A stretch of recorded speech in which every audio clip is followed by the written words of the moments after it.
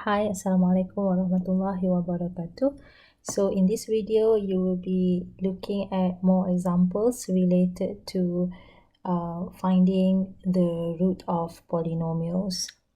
Now, let's say that you have this polynomial function and the question is asking you to factorize the expression completely when x plus 2 is known as a factor as well. So in order to factorize the expression completely, I need to apply a long division process. And so let's start with writing down the polynomial function. This is the polynomial function 2x cubed plus x squared minus 8x minus 4, and we are going to divide that with this, and we know that this is a factor. And if this is a factor, you will expect that at the end of the process, the remainder is going to be 0. So I need to find a value here such that when I multiply with x, I will get 2x cubed. So obviously the choice would be 2x squared. 2x squared times x will be 2x cubed. 2x squared times 2 will be 4x squared. Subtract. This term here will be gone. X squared minus 4x squared, that will be negative 3x squared. Negative 8x here is coming down. So next, my choice would be negative 3x. Negative 3x times x is negative 3x squared. Negative 3x times 2 is negative 6x. Now subtract. This term here will be gone. So negative 8 plus 6 will be negative 2x. Now negative 4 will be coming down. So my choice here will be negative 2. So negative 2 times x is negative 2x. Negative 2 times 2 will be negative 4.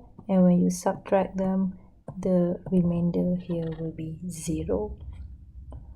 So therefore, this polynomial function, which is 2x cubed plus x squared minus 8x minus 4, can be factorized into quotient times divisor. So this is q times d plus r. R is actually 0, so we don't need to write it down. So now the green polynomial function here can be written in terms of q times d. So we have 2x squared minus 3x minus 2, and here x plus 2. And the term that you have here can be further factorized by inspection. So you have learned about quadratic equation, and there are three methods actually. So if you want to factorize this, you can factorize that just by inspecting the expression here. For example, I could have 2x and x. So when I multiply them, they will get 2x squared, which is this one. Next, I need to find factors for negative 2. So obviously, it would be 2 and 1. So when I multiply them, I will get 2 times 1, I will get 2. But I need it to be negative 2. And in the middle, it should be negative 3x. So this could be negative 2. This could be plus 1. So plus 1 times negative 2 will be negative 2. Now if I cross multiply, so this will be negative 4x. Cross multiply, this will be x. So negative 4x plus x, I will get negative 3x. So my my expression here can be written in terms of 2x plus 1, 2x plus 1, and x minus 2 times x plus 2. So there you go. We have managed to factorize this expression into three factors here. Okay, three components. Okay. So that's the answer, and I hope you can see that if the question further asked you to find the roots of this polynomial function, obviously you can say that okay, 2x plus 1 is equal to 0, x is negative half. So when you substitute negative half into this polynomial function, the result here will be 0. Next, x minus 2 is equal to 0, therefore x must be 2. So you substitute 2 into this, the result here will be 0. Next, x plus 2 is 0, x must be negative 2. So you substitute negative 2 into this polynomial expression here, then the result here will also be 0. Now, if you look at the next example, it has something to do with what you have done in example 7.7. And this particular example is asking you to graph the polynomial function where the domain given here is between negative 3 and 3. Now, I'm not going to graph the polynomial function for you, but I'm just going to explain how you can do it on your own. So first of all, the points that you need to consider will be these special points here. Now these are special points because you know that at these particular points, the value of the graph here will be 0. So that is something that you should, first pay attention to. Okay. So maybe what you can do is you can consider the axis first. Okay, so this could be the vertical axis, and this is the horizontal one.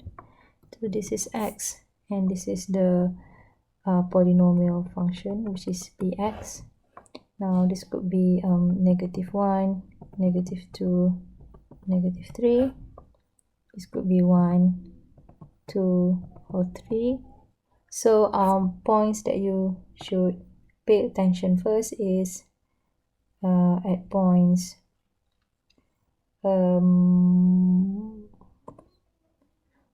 negative half. So maybe somewhere here the result is 0. Okay, negative half.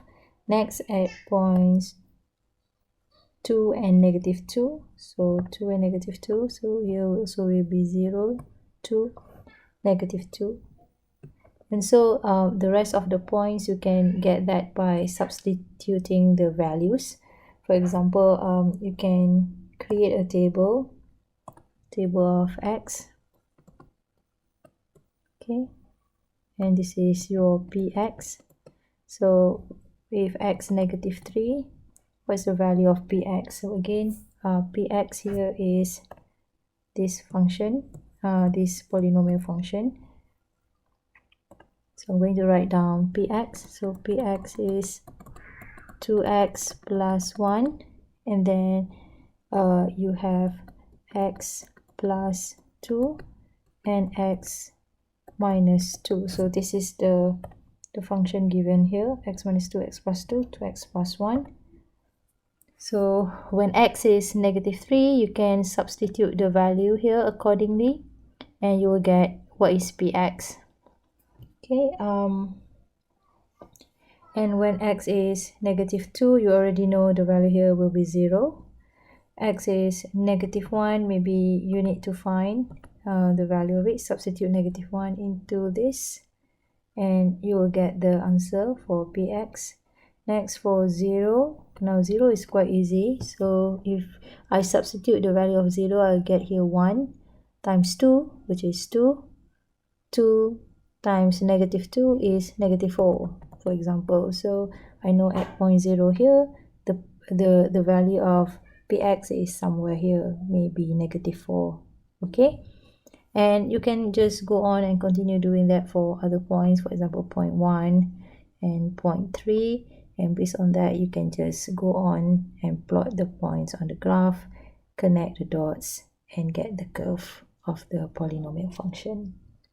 Alright, that's all from me for this time. So perhaps I'll see you again in the next video with more examples related to factoring the root of polynomial and finding the root of polynomials. Alright, thank you very much for watching.